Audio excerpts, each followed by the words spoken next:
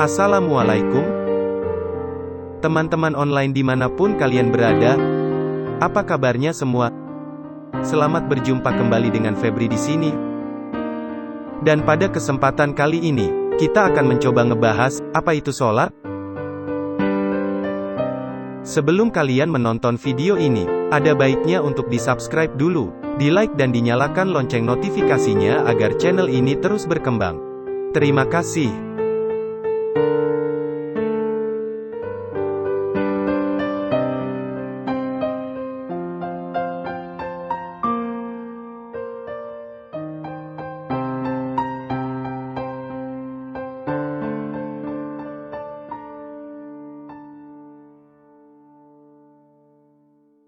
Menurut syariat Islam, praktik sholat harus sesuai dengan segala petunjuk tata cara Nabi Muhammad sebagai figur pengejawantah perintah Allah.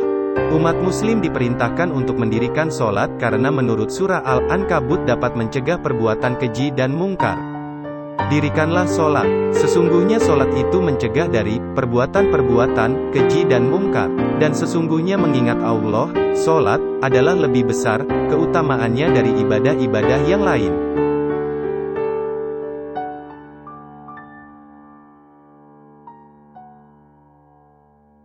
Secara bahasa sholat berasal dari bahasa Arab yang memiliki arti ibadah.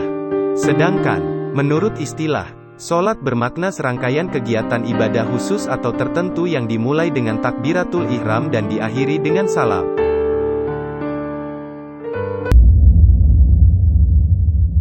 Hukum sholat. Nabi Muhammad telah memberikan peringatan keras kepada orang yang suka meninggalkan sholat wajib. Mereka akan dihukumi menjadi kafir dan mereka yang meninggalkan sholat maka pada hari kiamat akan disandingkan bersama dengan orang-orang seperti Qarun, Fir'aun, Haman dan Ubay bin Khalaf.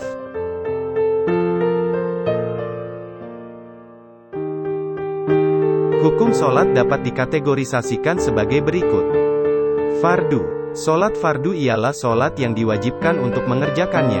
Sholat fardu terbagi lagi menjadi dua, yaitu fardu ain adalah kewajiban yang diwajibkan kepada mukallaf langsung berkaitan dengan dirinya dan tidak boleh ditinggalkan ataupun dilaksanakan oleh orang lain, seperti sholat 5 waktu, dan sholat Jumat, fardu ain untuk pria. Fardu kifayah adalah kewajiban yang diwajibkan kepada mukallaf tidak langsung berkaitan dengan dirinya. Kewajiban itu menjadi sunnah setelah ada sebagian orang yang mengerjakannya.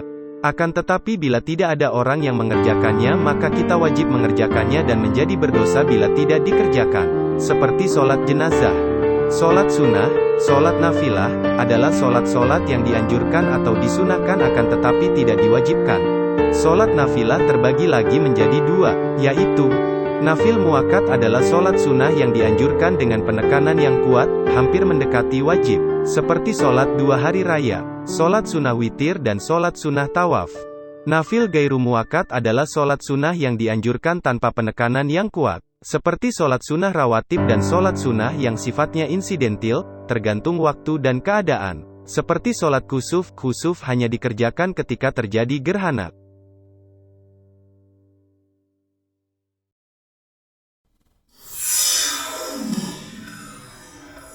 Syarat-syarat sholat.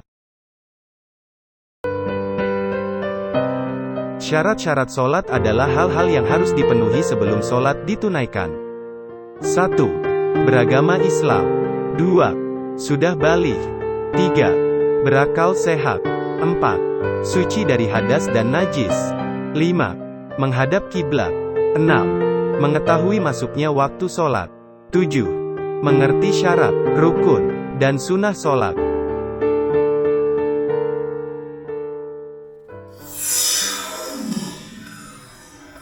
Rukun sholat. Rukun sholat adalah setiap perkataan atau perbuatan yang akan membentuk hakikat sholat. Jika salah satu rukun ini tidak ada, maka sholat pun tidak teranggap secara syar'i dan juga tidak bisa diganti dengan sujud sahwi. 1. Berdiri bagi yang mampu. 2. Niat dalam hati. 3. Takbiratul ihram. 4. Membaca surat Al-Fatihah pada tiap rakaat. 5. Ruku dan tumaninah. 6. Iktidal setelah ruku dan tumakninah. 7. Sujud 2 kali dengan tumakninah. 8. Duduk antara 2 sujud dengan tumakninah. 9. Duduk tasyahud akhir. 10. Membaca tasyahud akhir.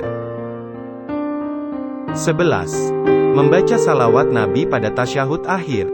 12. Membaca salam yang pertama. 13. Tertib melakukan rukun secara berurutan.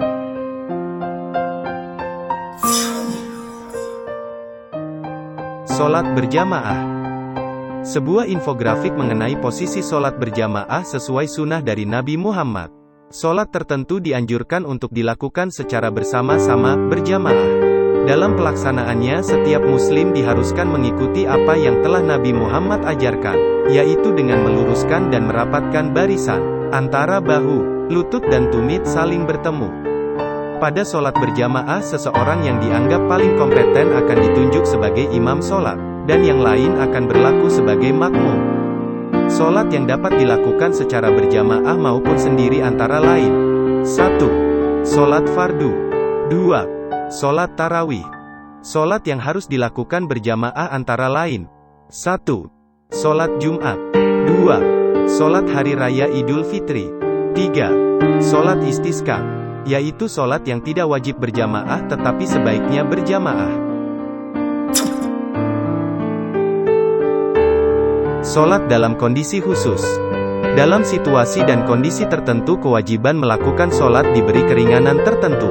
Misalkan saat seseorang sakit dan saat berada dalam perjalanan.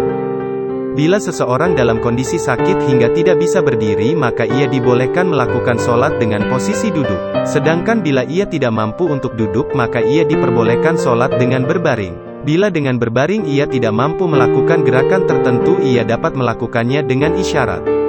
Sedangkan bila seseorang sedang dalam perjalanan, ia diperkenankan menggabungkan atau meringkas sholatnya. Menjamak sholat berarti menggabungkan 2 sholat pada satu waktu yakni sholat zuhur dengan sholat asar atau sholat maghrib dengan sholat isya. Mengesar sholat berarti meringkas sholat yang tadinya 4 rakaat, zuhur, asar, isya, menjadi 2 rakaat.